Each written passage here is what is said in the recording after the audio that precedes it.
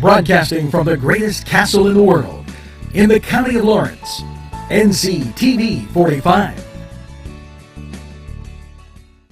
We're not going to have stations tonight. I come right out of the door, grab onto the podium, and I start just like this. And before I get I collapse from nerves. And I crawl into the sacristy, and I kind of wait till everyone leaves, and then I snuck home. So if that happens today, I'll be under the table and just carry on without me. Leadership means different things to different people. For me, a good leader, I think, sets directions. They help others to do right, to move forward. To do this, they create an inspiring atmosphere. They have a vision, and they motivate people and inspire others to reach their goal. And that person that sticks out for me was Mark. Why did he stick out? He communicates clearly. Whenever we needed anything done, he let us know. He set goals. He had a vision for our school and for our staff. And we were able to accomplish those goals because of Mark. Honesty. He didn't always tell you what you wanted to hear, but he always told you what you needed to hear. If we were wrong, he let us know. If we were right, he encouraged us. I'm getting to that point. No. He was fabulous with his honesty and his directness with us. And we were able, again, because of his vision, to be very successful with our kids. And then he was, the main thing, I think, he was able to build relationships. You have probably 150 people in our school, teachers, cafeteria workers, janitors, and he was able to bring us all together, again, for a common purpose, to meet our goals and to be successful. For me, that's how I see Mark. And I believe if, we all support him and come out and start talking, we can change our city, because you're going to have relationships changing, honesty, integrity, everything that a good leader is, here he is. So our next mayor of Newcastle.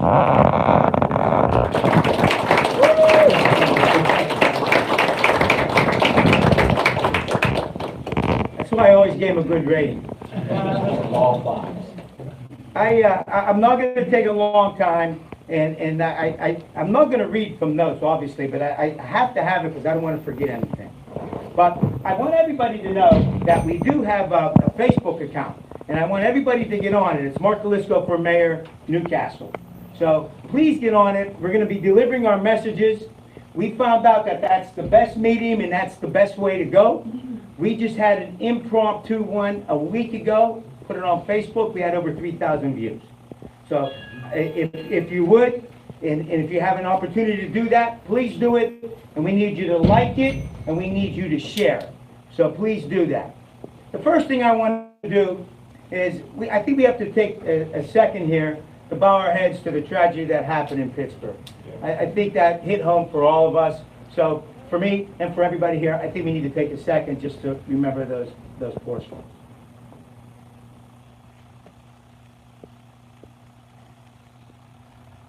Thank you for that. We have an office holder here, Richard Rapone. Where is Richard? Here's Richard right here. I believe you're up again, right, Richard? Yes, sir. So let's make sure that we vote for probably the greatest Lawrence County treasurer this community has ever had, in Richard Rapone.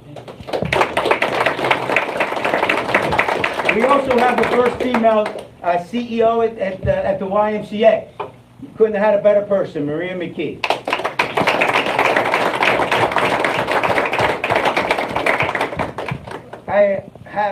There's a lot of things that have to go wrong because our campaign is going to be long, it's going to be hard. And I can tell you that the people that I think I have around me are champion people. And my candidacy will be as good as the people that we have around me. I can't say enough about Jason Hess, Shannon Christie, Brock. They've done all of our artwork. They've done the office, along with the love of my life, Jan Foley. This entire office. Anthony Chilala, Anthony Morgan, Bobby Bolano, they'll be running my campaign, just like always. They work tirelessly, and believe me, it's 24/7 with them. I can't be appreciative enough for the things that they've done for me. Thanks, Anthony, both Anthonys, Bobby. This is a monthly thing we're going to do. We realize that this is the best way to reach people. This is going to be our first one. We're going to have our second one November 12th at St. Margaret's Hall. We hope everybody comes to that. And we're also going to, Bobby, you're not going to introduce me. I think everybody can understand why I'm going to have Bear Mangino do that. And December 10th, we're going to be at the Confluence.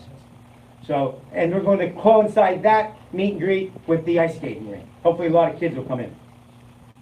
A lot of people have told me, so if I can just dwell into short, not for a long period of time, into a little campaign speech. Our campaign, everybody says that we're a little bit early. I disagree. I think we're late. I think that we are behind.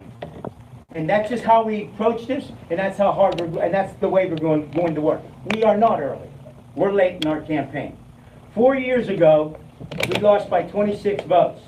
And if you look at that bulletin board in the back there, you will see the headlines on the next day, and you also see a group of people saying 4 more years. The reason I put that on there is because every day I come in here, I look at that and I say, we're 26 votes behind, we got to go pick up 5 or 6 more today. That's how relentless our campaign is going to be. We are going to run a 21st century campaign.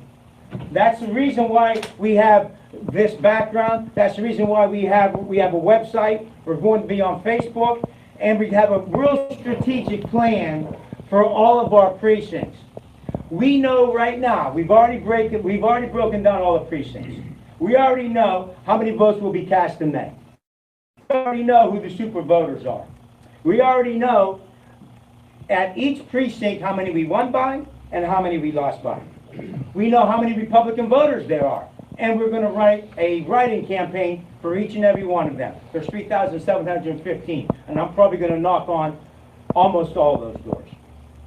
We are coordinating 4 mailers to 13,137 registered voters in this city. We have a grid in the back in our war room where we've broken up the city in sections, and we're going to knock on doors, every city, every precinct in this city, and every ward in this city. And they'll be getting our flyers. It doesn't make a difference. A lot of people say, hey Mark, I can't come to your meet and greet because I'm living in Shannick, I live in Union. That doesn't make a difference today, because this community has to be all together. One thing I've always said is that Newcastle has to be the engine of Lawrence County. And I believe at this point it's not. So the reason that I would want people from the Shannick, Union, Laurel here is because you have relatives in Newcastle. Spread the word. And I firmly believe as Newcastle goes, so goes the rest of the county. If we benefit, so does Neshannock. If we benefit, so does Union. We're all in this together. And if I'm mayor, and I believe we are going to win, Newcastle will once again be the engine of this county. I can promise you that. I'll guarantee you that. Just to give you an idea of how I view the city. First of all, I need you all to tell your friends and tell your relatives. If anybody asks you, why should I vote for Mark Elisco? Well, I want everybody to know this. The city's a $24 million business. The voters of Newcastle are the employers of this business.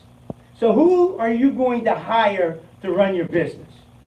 I urge all of you people here today to please tell your friends and your relatives who are going to vote. Check my background, check my experience. I can tell you this, I certainly don't need a job. I think all of you know that. For me, this is much more than a job. This is my mission, this is my passion. I'm not going to